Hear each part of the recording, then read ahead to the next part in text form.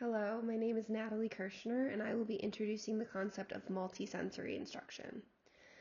Multisensory instruction is a teaching approach that engages multiple sensory pathways during learning.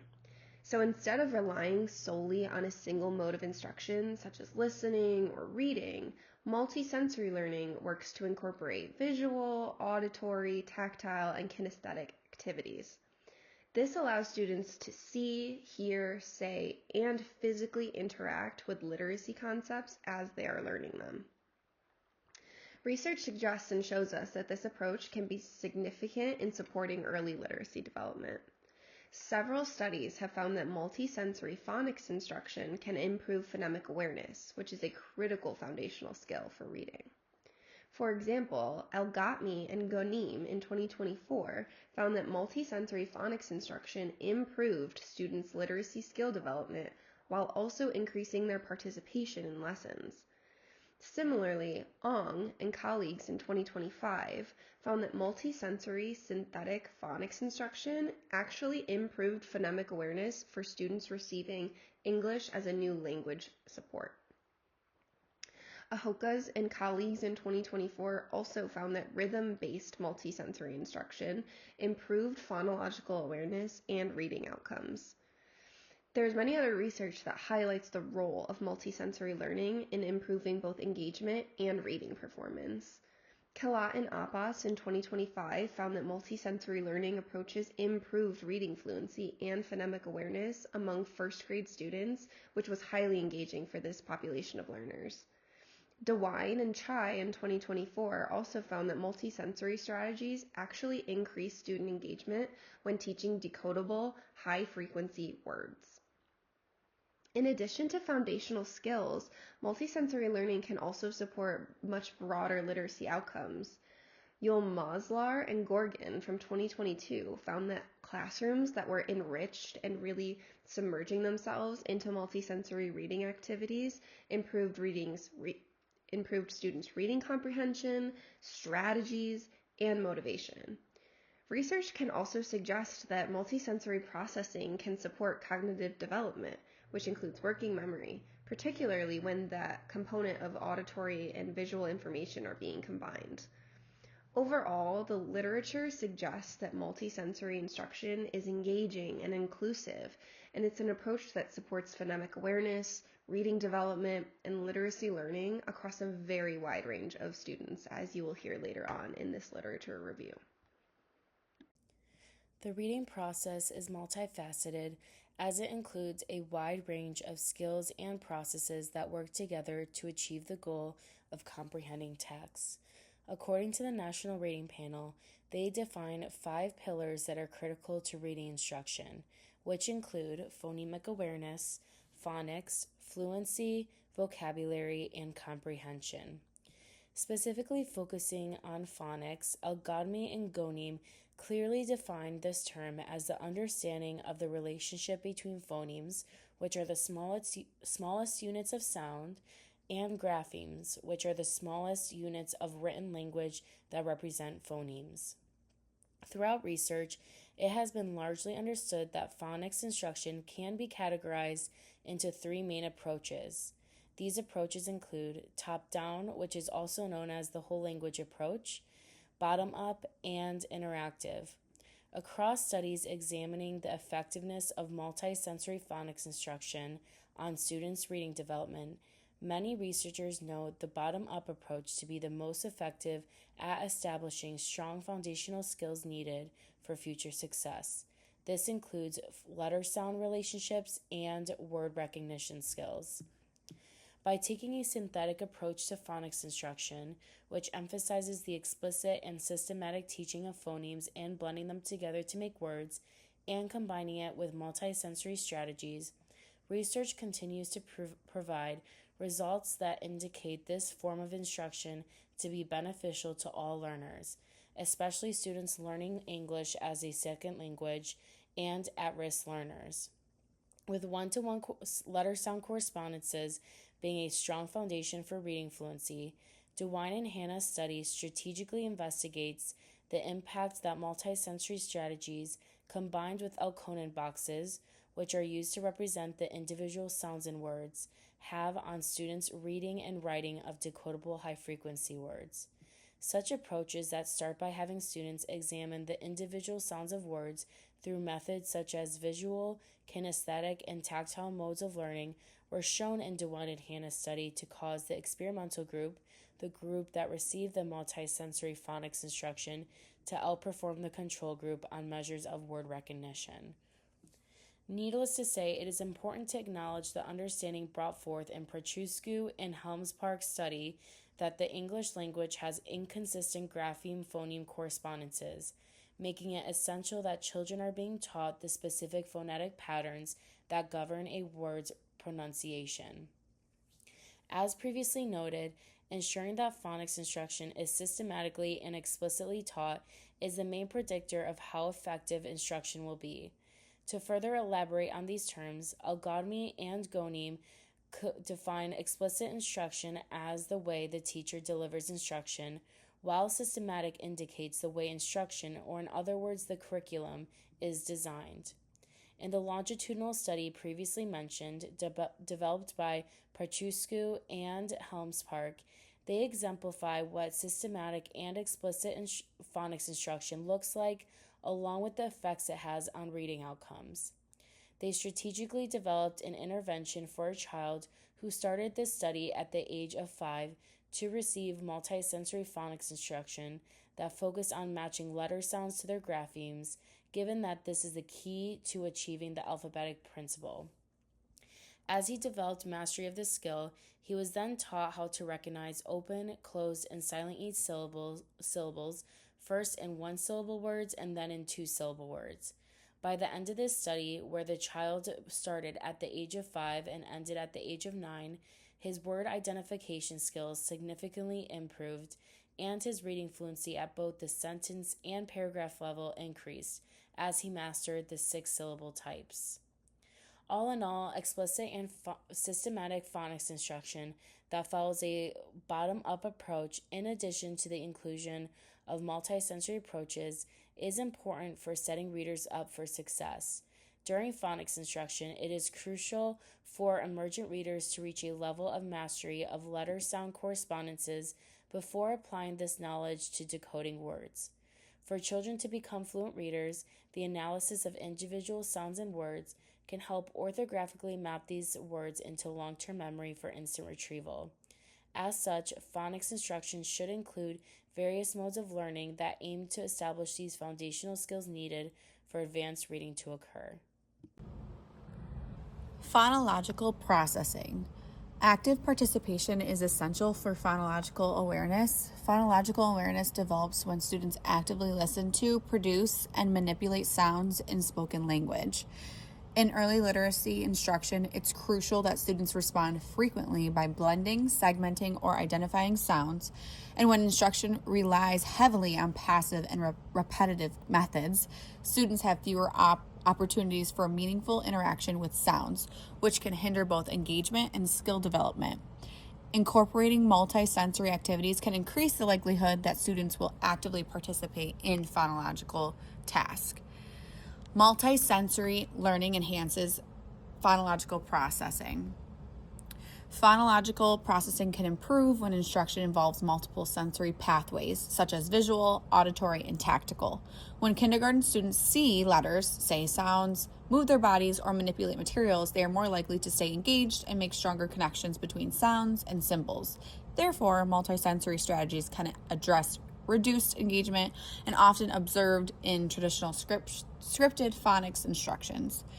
Engagement is key to developing early literacy skills. Student engagement is crucial for developing phonological processing skills.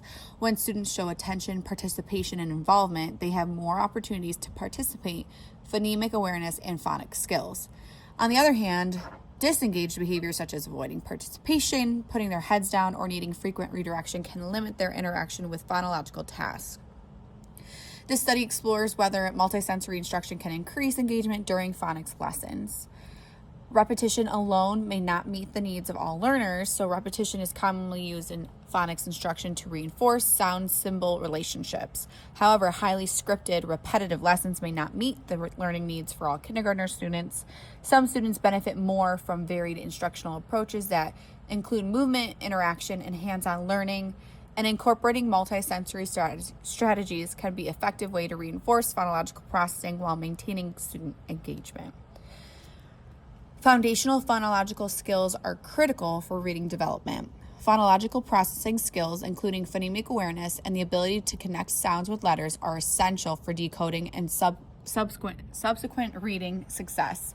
Since kindergarten is a vital time for developing these skills, it is important to keep students engaged during phonics instruction, exploring instructional strategies that support both engagement and phonological skill development, and can help educators enhance early literacy instruction. Hi, this is Kevin. I'm going to be talking about motivation and engagement, relating especially to multisensory strategies in the classroom. Motivation and engagement are vital elements of teaching and learning. In terms of learning, motivation is the reason or the desire, the driving force behind students wanting to learn. Engagement is how effectively a lesson or activity holds the attention of a student. According to Kelly DeWine in Hannah Chai's article, Beyond Elkonin Boxes, Using Multisensory Strategies to Master Decodable High-Frequency Words with First Graders, motivation and engagement in learning will help strengthen students' learning and help support them while they take risks in learning. So strengthening learning is one of the most important benefits of motivation and engagement. There are two types of motivation, according to Hande Sadia Yilmazlar and Izzet Gorgon. In their article, The Effect of Learning Environments Enriched with Multisensory Reading Activities on Reading Comprehension Strategies, and Reading Motivation, they discuss both of those types of motivation. The first type of motivation is intrinsic motivation, which includes ideas like curiosity, interest, and preference for the difficult. The second type of motivation being extrinsic motivation, which includes ideas like recognition, note-taking, adaptation, social dimension, and competition. So it's sort of like almost thinking about it like internal factors versus external factors that affect a student's motivation for learning. There are both, and they're both extremely important. So motivation and engagement we already know that they're important for learning. We saw that earlier on. It strengthens learning. And multisensory strategies are shown to increase motivation and engagement. Many multisensory tools and strategies have been developed and used in the classroom. According to Sri Yuliani, Anisa Mardatila, and Ari Lenarta in their article Evaluating Interactive Murals, an Empirical Study on Teaching Basic Vocabulary to Young Children, they found that motivation and engagements can be linked to technology in the classroom, especially interactive technology. So they found that generally technology is extremely important and good for increasing motivation and engagement, but especially that interactive technology. And so these interactive strategies are good for motivation and engagement, which is in turn good for strengthening learning. In addition to these multisensory strategies being used to boost engagement and motivation, according to Nahed Mohammed Mahmoud Gonaim and Heba El Sayed Abdelasalam El Gotmi, when discussing implications of their research, they found that these strategies that help boost motivation and engagement are relevant and useful for learners at all stages of their literacy development. They found this in their article, The Effect of a Suggested Multisensory Phonics Program on Developing Kindergarten Pre-Service Teachers' EFL Reading, Accuracy, and Phonemic Awareness. So they found that all of the motivation and engagement using multisensory strategies are effective not just for young learners, not just for higher grades. It's effective for all stages of learners. So motivation and engagement are extremely important for learning, and multisensory strategies are extremely beneficial for boosting that motivation and engagement. Thank you. Hello, I'm Amy, and I'm going to be discussing why diverse and at-risk learners are such a large component of our larger research project on multisensory phonics instruction. The main ideas here is that multisensory phonics programs are beneficial for all learners. Multisensory instruction supports diverse and at-risk learners. Multisensory phonics programs are easily differentiated, and MSPPs offer specific gains for English language learners and those with dyslexia. Discussing how multisensory phonics programs are beneficial for not just diverse and at-risk learners, but all learners is important because in our specific research, our participants are at the kindergarten level. And in an inclusive classroom setting, creating instruction that is developmentally appropriate is pivotal during this sensitive period for young learners. That said, MSPPs are beneficial for students with both previously classified disabilities and those with reading difficulties who might not be classified for intervention or aren't yet classified officially. And considering that we're working with a really young kindergarten age and thinking more specifically about New York State and how it's rare for a kindergartner to be diagnosed with dyslexia at such a young age, offering multisensory phonics programs that are adaptive and flexible to these unique student needs from such a young age sets them up for success whether they're classified or not. This is made abundantly clear across all of our research, and much of the literature we reviewed suggests significant improvement across a wide range of initial abilities.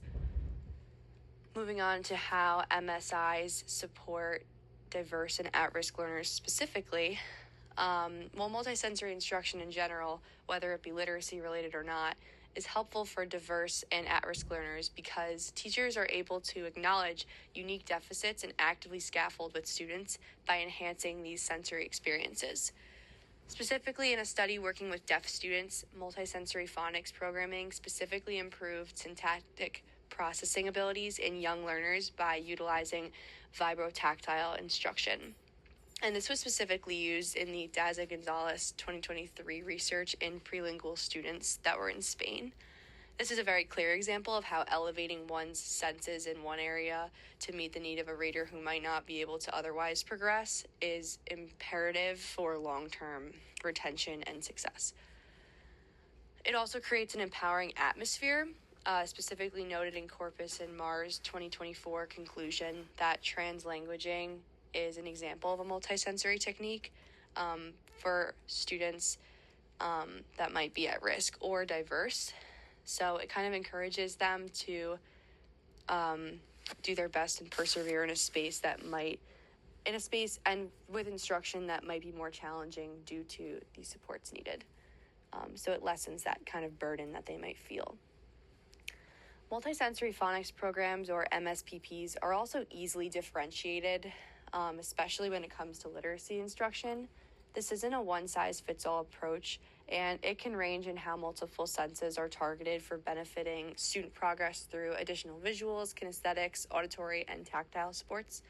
In Lane Giles' 2021 study focusing on English language learners specifically, multisensory phonics instructions expanded on learning experiences while creating opportunities for students to create and curate significant background knowledge. And this is important for English language learners who might not have that experience speaking English. So creating supports that are multisensory, which encourage them to make these connections, is obviously very valuable.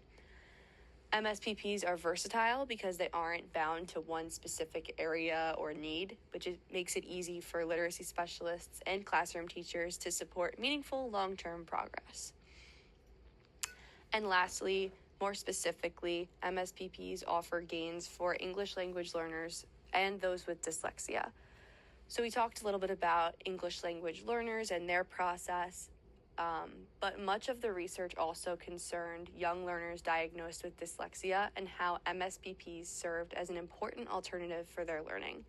Because MSPPs are organized and structured, researchers have observed improved skill development and increased participation, according to Iglonomy and Gonium's 2024 article, and in Ahoka's 2024 conclusion related to increased phonological awareness and reading outcomes.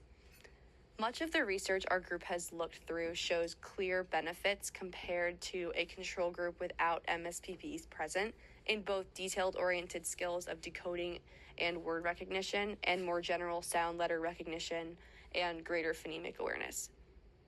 And this was done in students specifically with dyslexia. Overall, multisensory instruction is important, but it's most important for diverse and at-risk learners because of how it meets their unique needs in a way that promotes equity and perseverance in young students. So in summary, based on our research problem and the review of the literature, we will use these questions to guide our research as we look to begin implementing our experimental setup into our participating kindergarten classroom. What is the impact of multisensory phonics instruction on kindergarten students' CBC word fluency achievement compared to traditional single sensory instruction? And what changes occur in students' on-task behavior during phonics lessons after implementing multisensory strategies?